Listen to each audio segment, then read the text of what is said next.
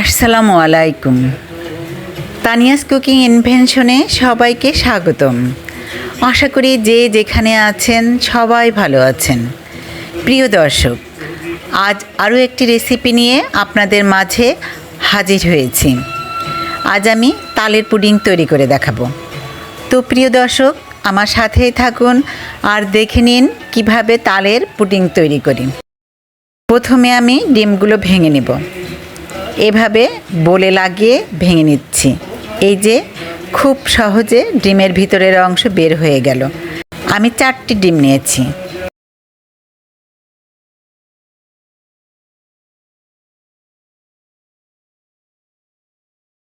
ডিম ভেঙে নেওয়া হলে হ্যান্ড মিক্সারের সাহায্যে মিক্স করে নিতে হবে।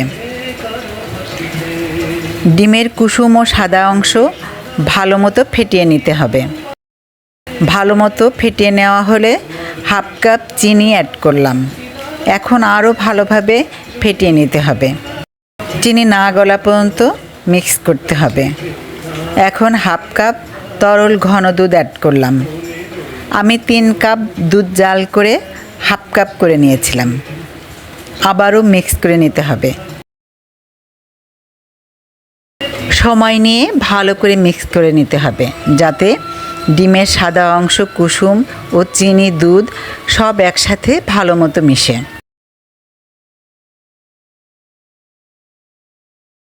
অনেক সময় ধরে ভালো মতো মিক্স করার পরেও ডিমের সাদা অংশ দলা বেঁধে থাকে। আবার চিনির ভিতরেও অনেক সময় ময়লা থাকতে পারে, দুধে শর্ট থাকতে পারে। এজন্য ছেঁকে নিতে হবে।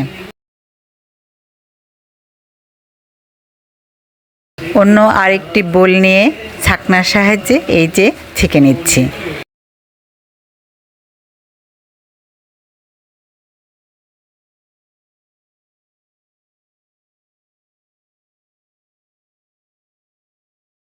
এই যে দেখতে পাচ্ছেন, এমন দলা দলা থাকে।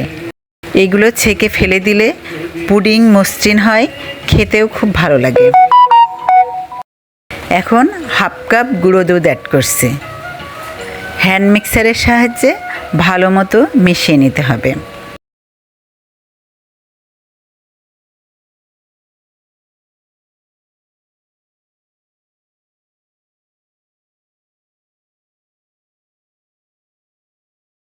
এবার হাফ কাপ দুধ ও চিনি দিয়ে ঘন করে জাল করা ঘন তাল হাফ কাপ অ্যাড করছি।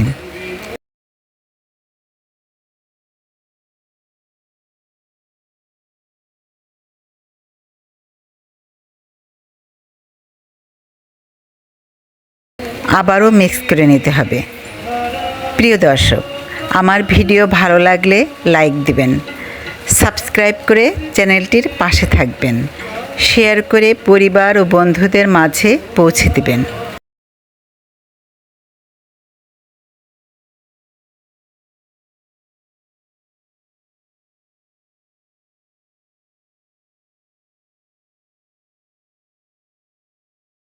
ভালো মতো মেশানো হয়ে গেছে। এখন ক্যারামেল তৈরি করে নিব। আমি যে পাত্রে পুডিং তৈরি করব সেই পাত্রেই ক্যারামেল করে নিচ্ছি।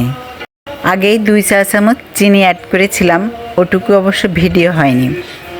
পরে এই যে আরও 1 চা চামচ চিনি অ্যাড করছি। মোট 3 চা চামচ চিনি অ্যাড করলাম। পাত্রের সব জায়গায় চিনি ছড়িয়ে দিতে হবে।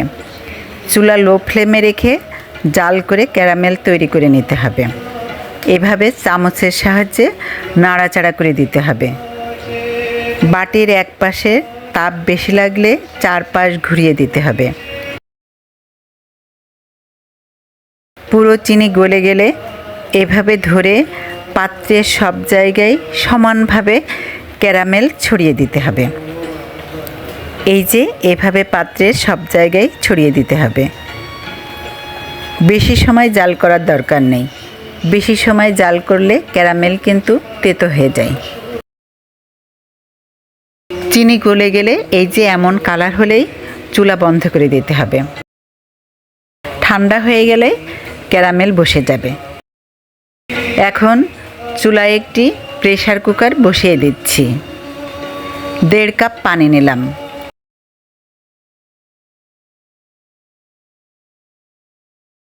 পানির উপর স্ট্যান্ড বসিয়ে দিচ্ছি।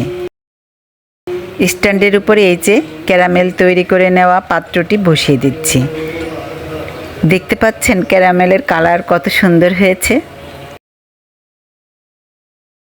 ক্যারামেলের উপর কিছুটা নারকেল কোড়া বিছিয়ে দিচ্ছি।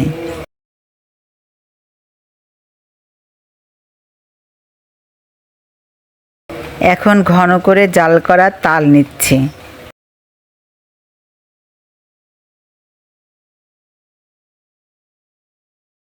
সবখানে এভাবে নিতে হবে। এতে করে পুডিংয়ের ভিতর লেয়ার তৈরি হবে, খেতে খুবই মজা লাগবে। এখন সেই তৈরি করে রাখা ব্যাটার নিচ্ছি।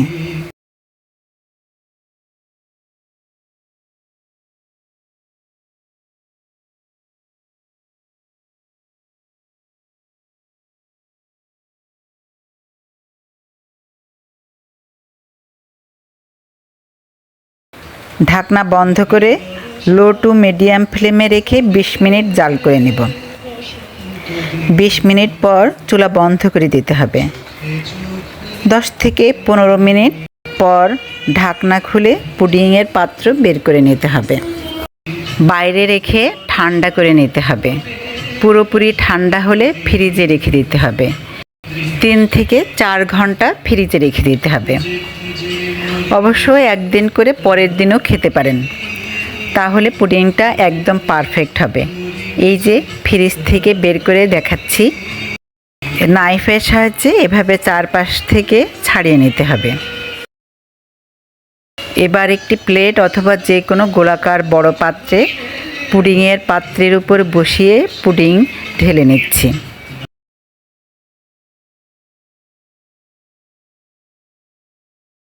এই যে দেখছেন পুডিংয়ের কালার কত সুন্দর হয়েছে আর পুডিংটা কত সুন্দরভাবে বসে গেছে।